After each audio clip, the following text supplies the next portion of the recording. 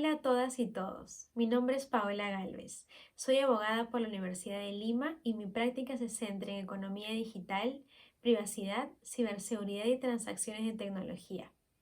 Actualmente soy líder de asuntos públicos y regulatorios de Newbox y antes trabajé en Montezuma y Porto y Microsoft Perú.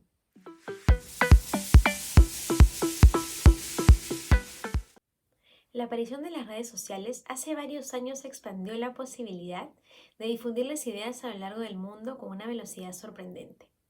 Las redes sociales se convirtieron en espacios en los cuales millones de personas pueden expresar libremente sus opiniones y llegar a una audiencia global en cuestión de segundos. Ello en línea con lo consagrado en la Convención Americana de Derechos Humanos y la Constitución Política del Perú, que reconocen que toda persona tiene derecho a comunicar sus opiniones por cualquier medio y forma. En 1996 se aprobó la Ley de Decencia en las Comunicaciones de Estados Unidos, cuya sección 230 establece la inmunidad de las plataformas sobre el contenido que sea creado y compartido por terceros a través de las mismas. En otras palabras, las empresas que operan plataformas virtuales no pueden ser consideradas creadores de las publicaciones y por lo tanto no pueden ser considerados responsables, incluso si esos mensajes violan una ley o derechos de terceros. Esta norma ha ayudado a definir la forma como todos nos comunicamos en Internet, ha reforzado la libertad de expresión y ha posicionado Internet como un espacio libre y abierto.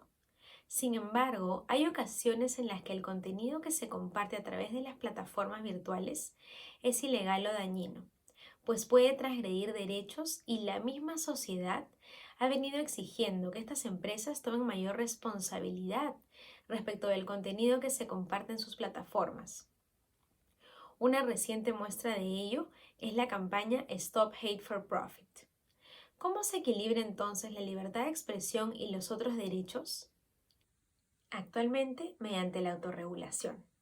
Así es, las redes sociales se autorregulan, es decir, cuentan con políticas, normas comunitarias y o reglas de convivencia propias en las que establecen el tipo de contenido que es aceptado o prohibido en sus espacios. Asimismo, describen sus lineamientos de actuación ante publicaciones de terceros con contenido prohibido. En estos casos se podrá optar por la censura o la advertencia sobre el contenido de la publicación. Esto es lo que conocemos como control de contenidos en redes sociales. El hecho de que una plataforma virtual pueda controlar el contenido de las publicaciones de terceros de acuerdo a sus normas comunitarias. Para llevarlo a cabo, las empresas de tecnología cuentan con diversos medios para tomar conocimiento de las publicaciones prohibidas, como son los fact-checkers o verificadores de datos para la información falsa o fake news, algoritmos que detecten determinado contenido y el canal de denuncia, por el que los mismos usuarios podemos notificar la existencia de ese tipo de contenidos.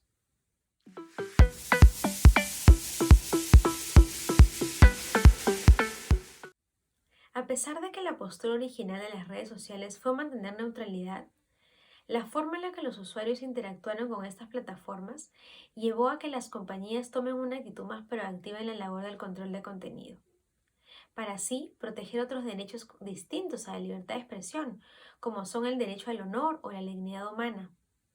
Es importante recordar que ningún derecho es absoluto, incluso la libertad de expresión, por ello se le pueden establecer límites y actualmente las redes sociales realizan control de contenido. ¿Cuál es el límite de esta acción?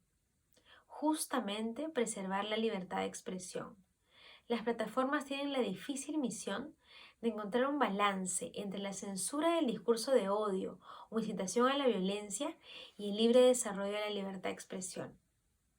Una de las principales preocupaciones sobre el control de contenido es qué criterio utilizan las empresas para decidir qué censurar.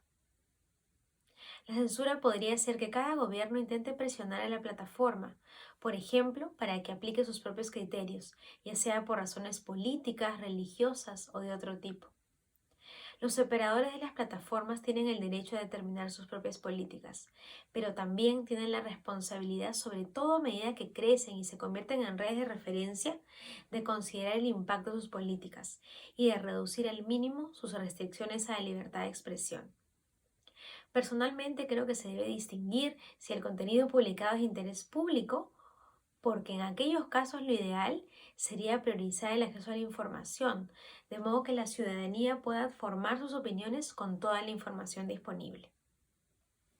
No obstante, si la información indubitablemente lleva al error o transgrede derechos fundamentales, debe censurarse. Debido a esta complejidad, los sistemas de evaluación de contenidos requieren actualizaciones constantes para asegurarse de que los otros derechos fundamentales estén protegidos, principalmente el de la libertad de expresión.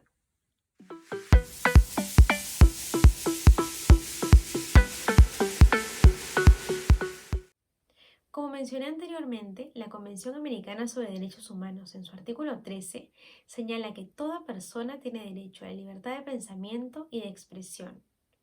El ejercicio de este derecho no puede estar sujeto a previa censura, sino a responsabilidades ulteriores, las que deben estar expresamente fijadas por la ley y ser necesarias para asegurar, por un lado, el respeto a los derechos o la reputación de los demás y por otro lado, la protección de la seguridad nacional. El control de censura previa, entendido como el monitoreo y aprobación del contenido para su posterior publicación en las redes sociales, es actualmente utilizado en algunas funcionalidades de las plataformas, por ejemplo, en la contratación de publicidad, cuyo tenor pasa por una verificación previa antes de ser publicado, o en los grupos cerrados que conforman varios usuarios sobre una determinada temática. En esa línea, el control previo es una medida que se podría aplicar para controlar el contenido. Sin embargo, ello implicaría desnaturalizar la inmediatez que caracteriza las redes sociales. En opinión de la Relatoría Especial para la Libertad de Expresión de la OEA, no sería lícito invocar el derecho de la sociedad a estar informada verazmente para fundamentar un régimen de censura previa, supuestamente destinado a eliminar las informaciones que serían falsas a criterio de una empresa. Incluso en la actualidad es complejo contar con mecanismos que filtren adecuadamente el contenido previo. Por ejemplo, YouTube implementó filtros de inteligencia artificial para controlar el contenido que publicaban sus usuarios y a raíz de ello se cancelaron más de 100.000 videos que informaban sobre numerosas violaciones de derechos humanos en Siria.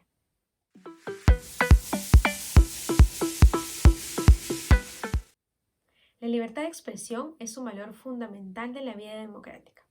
En ese sentido, cuando en una sociedad se admite mayor diversidad y tolerancia, cuando se tiene una protección más amplia de libertad de expresión, se alcanza mayor democracia institucional.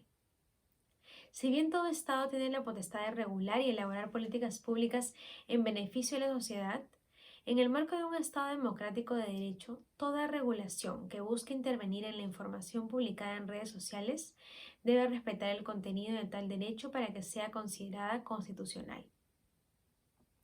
En esa línea, el Estado no podría emitir políticas que afecten o establezcan barreras al derecho de toda persona a desenvolverse en las redes sociales de manera libre y respetuosa dentro de los alcances de la libertad de expresión ya definidos por el Tribunal Constitucional. Por ello, si bien el Estado puede emitir normas, debe tener cuidado con establecer obligaciones que afecten los beneficios que las redes sociales han generado como medio de comunicación, pues ello podría tener consecuencias negativas en la posibilidad que hoy tenemos los usuarios para emitir opinión o comunicar nuestras ideas. Concluyo diciéndoles que sin libertad de expresión no hay democracia posible. Muchas gracias por la invitación para responder estas preguntas sobre libertad de expresión y control de contenidos en redes sociales.